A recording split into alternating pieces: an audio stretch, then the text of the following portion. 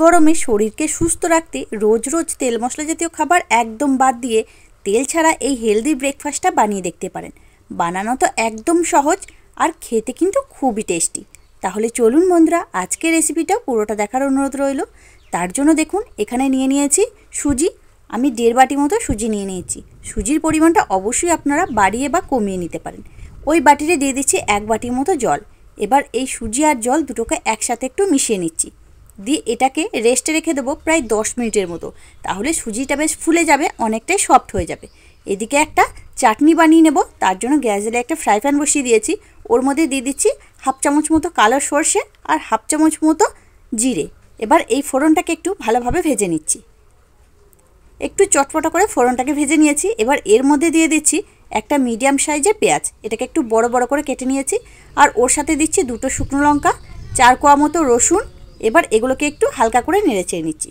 আজকে আমি এই চাটনিটা একটু পেঁয়াজ রসুন দিয়ে বানাচ্ছি। আপনারা চাইলে যদি নিরামিষ বানাতে চান তাহলে এই দুটোকে স্কিপ করে দেবেন। ওগুলোকে একটু নাড়াচাড়া করে নিয়েছি। এবার 2টো মিডিয়াম সাইজের টমেটো কেটে রেখেছিলাম, সেগুলোকেও দিয়ে দিলাম। এবার এর মধ্যে এখন আর কিছু দেবো না, এই সব কিছুকে একসাথে একটু গোল্ডেন ব্রাউন করে ভেজে নেব, তাহলে খেতে ভালো লাগবে। দেখুন এগুলো আমার ভাজা হয়ে গেছে, সুন্দর একটা কালারও চলে এসেছে। এর থেকে বেশি ভাজার প্রয়োজন নেই। এবার এগুলোকে তুলে নিচ্ছি। এগুলোকে সব তুলে নেব, দিয়ে ঠান্ডা হওয়ার জন্য একটা প্লেটের মধ্যে রেখে দেব।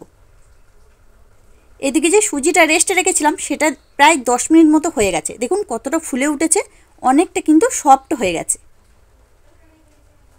এবার এদিকে একটা মিক্সির জার নিয়েছি। এবার এর মধ্যে যে সুজিটাকে রেখে দিয়েছিলাম সেই সম্পূর্ণ সুজিটাকে দিয়ে দেব। আর বন্ধুরা, এখানে আমি জল ব্যবহার করেছি, আপনারা কিন্তু দই দিয়েও করে নিতে পারেন, তাহলে আরও ভালো হবে খেতে। ওর সাথে দিয়ে দিচ্ছি কয়েক টুকরো নারকেল, যে শুকনো নারকেলটা পাওয়া যায় সেই নারকেলটা ব্যবহার করেছি। আপনারা চাইলে এমনি ফ্রেশ নারকেলটাও দিতে পারেন। অল্প একটু জলও দিয়ে দিচ্ছি। এবার খুব ভালোভাবে এটাকে স্মুথ করে পেস্ট করে নেব।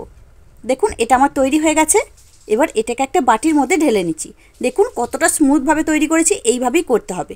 মিক্সির জারটা ধুয়ে অল্প একটু জলও দিয়ে দিলাম। এবার দিচ্ছি স্বাদ মতো লবণ।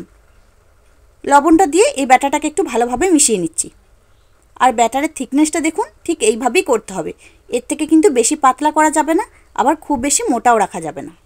এবার ব্যাটারটা তৈরি হয়ে গেছে, চাপা দিয়ে সাইডে সরিয়ে রেখে দিচ্ছি।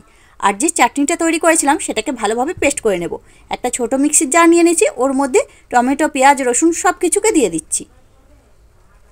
এগুলোকে একটু ঠান্ডা করে নিয়ে তারপর মিক্সির জারের মধ্যে দেবেন। এবার দিচ্ছি স্বাদ অনুযায়ী লবণ, অল্প সামান্য একটু চিনি, আর দিচ্ছি একটু লেবু রস। এতে বেশ টক ঝাল মিষ্টি এই চাটনিটা খেতে বেশ ভালো লাগবে। কালারের জন্য 1/2 চামচ মতো কাশ্মীরি লঙ্কার গুঁড়ো দিয়ে দিলাম, এটা অপশনাল, দিলে বেশ কালারটা সুন্দর আসবে। অল্প একটু জল দিয়ে ভালোভাবে এটাকে পেস্ট করে নিয়েছি। দেখুন কত সুন্দরভাবে কালারটা চলে এসেছে। তৈরি হয়ে গেল আমার চটপটা চাটনি। এই চাটনিটা খেতে দারুণ লাগে বন্ধুরা। চাটনিটাকে সাইডে সরিয়ে দিচ্ছি। আর এদিকে সুজির ব্যাটারটাকে নিয়ে নিয়েছি।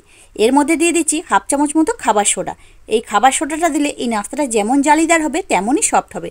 এই সোডার পরিবর্তে আপনারা চাইলে 1/2 চামচ মতো ইনো এখানে দিতে পারেন। সোডাটা দিয়ে ব্যাটারটাকে ভালোভাবে গুলিয়ে নিয়েছি। ব্যাটার তৈরি হয়ে গেছে। এবার নাস্তাগুলো তৈরি করে নেব। গ্যাস জ্বালে একটা ফ্রাই প্যান বসিয়ে দিয়েছি। ওর মধ্যে দিয়ে দিলাম অল্প সামান্য একটু সাদা তেল। এই একবারে আমি তেল দিলাম, আর কিন্তু তেল দেবো না। তেলটা দিয়ে খুব ভালোভাবে গোটা প্যানটার গায়ে একটু চাড়িয়ে নিচ্ছি। দিয়ে ওই ব্যাটারটা থেকে 1 হাতার মতো ব্যাটার আমি দিয়ে দিচ্ছি।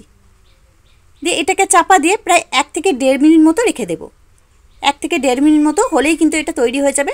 দেখুন এটা কিন্তু তৈরি হয়ে গেছে, কত সুন্দর জালিদার হয়েছে দেখুন বন্ধুরা। একদম সফট একটা নাস্তা, অসংখ্য ছিদ্রযুক্ত তৈরি হবে। ওটাকে নামিয়ে নিয়েছি। আবারও ওই ব্যাটারটা থেকে 1 হাতার মতো ব্যাটার আমি দিয়ে দিচ্ছি। দিয়ে এটাকেও ওই একইভাবে 1 থেকে 1.5 মিনিট মতো চাপা দিয়ে রেখে দেবো। এই দেখুন বন্ধুরা, এটাও আমার তৈরি হয়ে গেছে। কত সুন্দর হয়েছে দেখুন, একদম জালিদার। এবার এটাকেও আমি তুলে নিচ্ছি।